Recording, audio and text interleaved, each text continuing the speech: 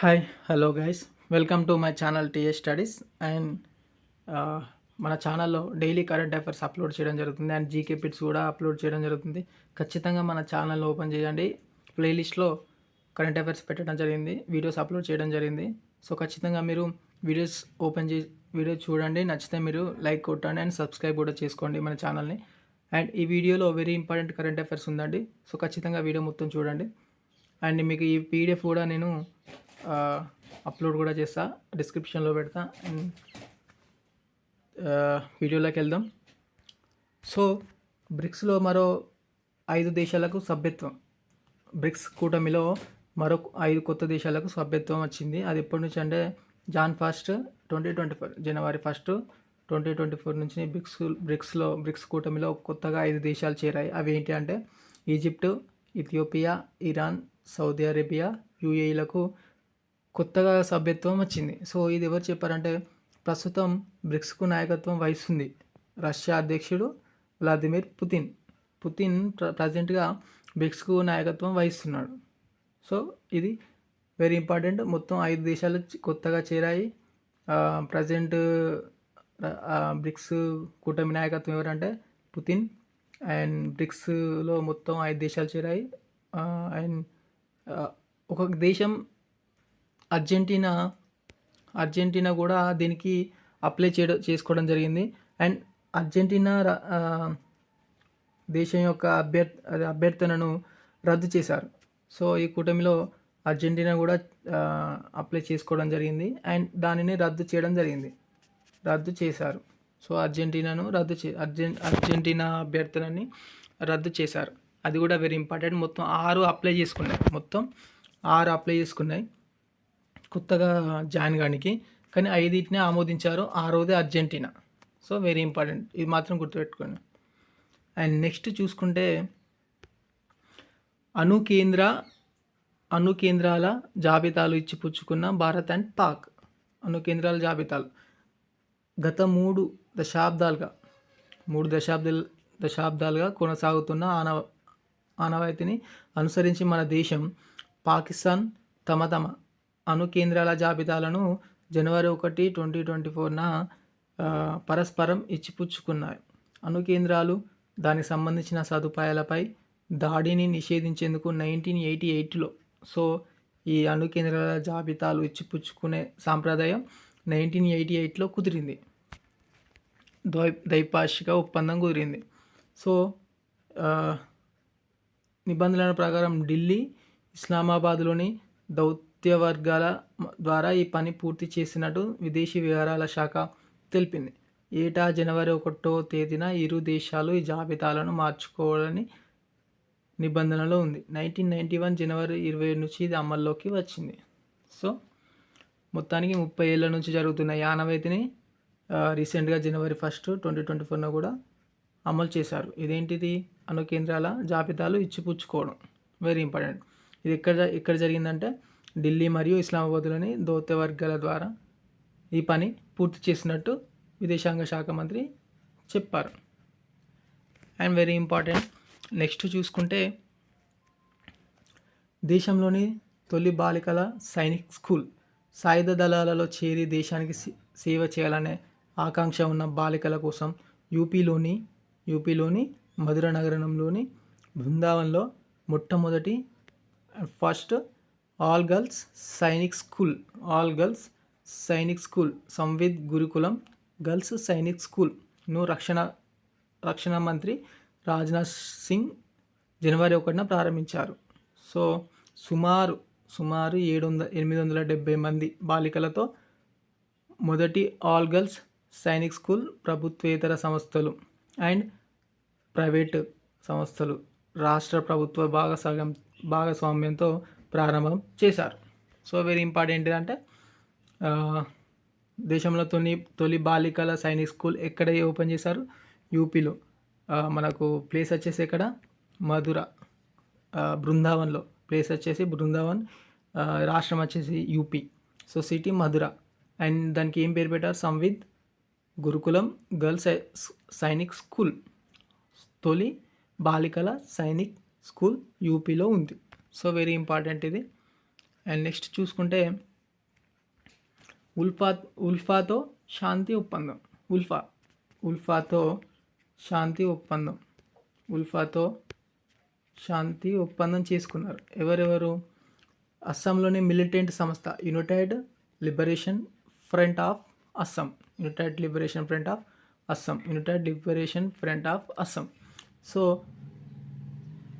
తో కేంద్రం మరియు రాష్ట్ర ప్రభుత్వాలు అస్సాం రాష్ట్రం మరియు కేంద్ర ప్రభుత్వం శాంతి ఒప్పందాలు చేసుకున్నాయి. ఆ రాష్ట్ర చరిత్రలోని ఇది ఒక కీలక ఘట్టంగా నిలిచిపోనుంది. సో కేంద్ర హోంశాఖ మంత్రి అమిత్ షా, అస్సాం సీఎం హిమంత బిశ్వ శర్మల సమక్షంలో ఈ ఒప్పందం జరిగింది. ఈ సందర్భంగా అమిత్ షా మాట్లాడుతూ అస్సాం ప్రజలకు ఇది మరుపురాని రోజని చెప్పారు. ఉల్ఫా హింస వల్ల అస్సాం ప్రజలు సుదీర్ఘకాలం ఇబ్బందులు ఎదుర్కొన్నారు. దాదాపు 10,000 మంది ప్రాణాలు కోల్పోయారు. సో ఉల్ఫా ఒప్పందం ఏ రాష్ట్రంలో జరిగింది? ఉల్ఫా ఒప్పందం వచ్చేసి అస్సాంలో జరిగింది. సో ఎవరికి అస్సాం రాష్ట్రం అండ్ కేంద్ర ప్రభుత్వం వర్సెస్ విత్ ఎవరితో జరిగింది? ఉల్ఫా అనే సంస్థతో జరిగింది. ఉల్ఫా అంటే ఏంటిది? United liberation front of Assam. So very important. ఉల్ఫాతో శాంతి ఒప్పందం ఖచ్చితంగా రాబోయే ఎగ్జామ్లో ఇది రావడం జరుగుతుంది. ఇకపై ఉల్ఫాతో ఇబ్బందులు ఉండవు. ఇప్పుడు వారంతా ప్రజాస్వామ్యవాదులని అమిత్ షా పేర్కొన్నారు. కాగా అస్సాంలో శాంతి స్థాపనకు కృషి చేయడం, అక్రమ వలసలను అడ్డుకోవడం, భూ హక్కులు లేని కొన్ని స్థానిక సామాజిక వర్గాలకు హక్కులు కల్పించడం, అస్సాం అభివృద్ధికి ఆర్థిక ప్యాకేజీ ఇలా పలు అంశాలను శాంతి ఒప్పందానికి ప్రతిపాదికగా తీసుకున్నారు. అండ్ నెక్స్ట్ చూసుకుంటే సూర్య నమస్కారాలతో గిన్నిస్ రికార్డ్ చేశారు. అది ఇక్కడ కొత్త ఏడాది రోజున జనవరి 1, 2024న గుజరాత్ ప్రభుత్వం సరికొత్త రికార్డు సృష్టించింది. రాష్ట్రంలోని 108 ప్రాంతాల్లో ఒకేసారి ఎక్కువ మంది సామూహిక సూర్య నమస్కారాలు చేసి 108 ప్రాంతాలలో ఎక్కడ? గుజరాత్లో ఒకేసారి ఎక్కువ మంది 108 ప్రాంతాలలో ఒకేసారి ఎక్కువ మంది సూర్య నమస్కారాలు చేసి Guinness book of world record నెలకొల్పించింది. ఈ బృహత్ కార్యక్రమంలో 50,000 మంది, మొత్తం ఎంతమంది? 50,000 మంది పాల్గొన్నారు. మన సంస్కృతి సాంప్రదాయాల్లో 108 అనేది ఒక వెరీ ఇంపార్టెంట్ సంఖ్యకు ఎంత ప్రాముఖ్యత ఉందో మనందరికీ తెలుసు. యోగా పట్ల మనకున్న నిబద్ధత మరియు సాంస్కృతిక వారసత్వానికి ఇది నిదర్శనం అంటూ ప్రధాని మోడీ ప్రశంసించారు. ప్రతి ఒక్కరూ రోజువారీ దినచర్యలో సూర్య నమస్కారాన్ని భాగం చేసుకోవాలని సందర్భంగా ఆయన పిలుపునిచ్చారు. సో ఇది ఏంటంటే జనవరి 1న గుజరాత్లో 108 ప్రాంతాలలో 50,000 మందితో సూర్య నమస్కారాలు చేయడం జరిగింది. Very important. ఎక్కడ? గుజరాత్లో. మొత్తం ఎన్ని ప్రాంతాలు? 108 ప్రాంతాలు. మొత్తం ఎంతమంది? 50,000 మంది. సో ఈ విధంగా ఈ క్వశ్చన్ మనం మైండ్లో వేసుకుందాం. అండ్ నెక్స్ట్ చూసుకుంటే బ్యాక్టీరియాకు ఠాగూర్ పేరు, రవీంద్రనాథ్ ఠాగూర్ పేరు ఒక బ్యాక్టీరియాకు పెట్టారంట. సో చూసుకుంటే అది ఏంటంటే మొక్కల పెరుగుదల తోడ్పడే bacteria. So science and technology మొక్కల పెరుగుదలకు తోడ్పడే బ్యాక్టీరియాను విశ్వభారతి యూనివర్సిటీ పరిశోధకులు కనిపెట్టారు. సో దీనికి నోబెల్ గ్రహీత రవీంద్రనాథ్ ఠాగూర్ పేరు పెట్టడం జరిగింది. విశ్వభారతి యూనివర్సిటీ పరిశోధకులు మొక్కల పెరుగుదల కోసం తోడ్పడే బ్యాక్టీరియాను కనిపెట్టారు. సో దానికి ఎవరి పేరు పెట్టారు? రవీంద్రనాథ్ ఠాగూర్ గారి పేరు పెట్టారు. సో బ్యాక్టీరియాకు పేరు వచ్చేసి పాంటోయా ఠాగోరి అని నామకరణం చేశారు. ఈ పాంటోయా ఠాగోరి ఏంటిది? ఇది మొక్కల పెరుగుదలకు తోడ్పడే bacteria. And very important current affairs అండి. నెక్స్ట్ చూసుకుంటే ఢిల్లీ కేంద్రంగా జీఎస్టీ అప్పెలేట్ ట్రిబ్యునల్కు ముఖ్య ధర్మాసనం. దేశ రాజధాని ఢిల్లీకి ప్రధాన కేంద్రంగా జీఎస్టీ అప్పెలేట్ ట్రైబ్యునల్స్ ముఖ్య ధర్మాసనంను ఏర్పాటు చేస్తూ కేంద్ర ఆర్థిక శాఖ జనవరి 1న నోటిఫికేషన్ జారీ చేసింది. ఇది తక్షణం అమల్లోకి వస్తుందని పేర్కొంది. జీఎస్టీ కౌన్సిల్స్ సిఫార్సుల మేరకు ఈ నిర్ణయం తీసుకున్నట్లు వెల్లడించింది. దీని ఏర్పాటుకు 2019 జనవరి 23న కేంద్ర మంత్రివర్గం ఆమోద ముద్ర వేసింది. ఈ బెంచ్కి ఒక అధ్యక్షుడు, కేంద్ర రాష్ట్ర ప్రభుత్వాల నుంచి ఒక్కో టెక్నికల్ సభ్యుడు ఉంటాడు. ఈ బెంచ్ నిర్వహణకు ఏటా 6.86 కోట్ల వ్యయం అవుతుందని అంచనా వేశారు.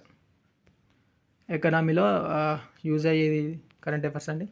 అండ్ నెక్స్ట్ చూసుకుంటే రీసెంట్గా 16వ ఆర్థిక సంఘం చైర్మన్గా పనగరియా అరవింద్ పనగరియా నియమితుడయ్యాడు. సో నీతి ఆయోగ్ మాజీ వైస్ చైర్మన్, ఇతను మాజీ వైస్ చైర్మన్ దేనికి నీతి ఆయోగ్ అరవింద్ పనగరియా 16వ ఆర్థిక సంఘం చైర్మన్గా కేంద్ర ప్రభుత్వం నియమించింది. ఆర్థిక శాఖ సంయుక్త కార్యదర్శి రిత్విక్ రంజన్ పాండేను ఈ సంఘానికి కార్యదర్శిగా వ్యవహరిస్తాడని డిసెంబర్ 31, 2023న వెలువరించిన నోటిఫికేషన్లో పేర్కొంది. కమిషన్ సభ్యుల వివరాలను ప్రత్యేకంగా నోటిఫై చేస్తామని తెలిపింది. ఈ ఆర్థిక సంఘం 5 ఏళ్ల కాలానికి 26-27 నుంచి 30-31 వరకు సంబంధించిన సిఫార్సుల నివేదికను 2025 అక్టోబర్ 31న రాష్ట్రపతికి సమర్పిస్తుంది. కేంద్ర రాష్ట్రాల మధ్య పన్నుల పంపిణీ, ఆదాయ వృద్ధి కోసం తీసుకోవాల్సిన చర్యలతో పాటు విపత్తు నిర్వహణ నిధులు ఎలా ఖర్చు పెడుతున్నారనే విషయాన్ని ఈ సంఘం సమీక్షిస్తుంది. సో ఇది ఏంటంటే ఈ ఆర్థిక సంఘం యొక్క పని ఏంటి, కేంద్రం రాష్ట్రం మధ్య పన్నుల పంపిణీ, ఆదాయ వృద్ధి కోసం తీసుకోవాల్సిన చర్యలు తో పాటు విపత్తు నిర్వహణ నిధులను ఎలా ఖర్చు పెట్టాలో కూడా ఈ ఆర్థిక సంఘం సమీక్షిస్తుంది. సో దీనికి అధ్యక్షుడు ఎవరు? అరవింద్ పనగరియా. ఇది ఎన్నో ఆర్థిక సంఘం? ఇది 16వ ఆర్థిక సంఘం. దీని ఇయర్ ఎప్పటి నుంచి ఎప్పటి వరకు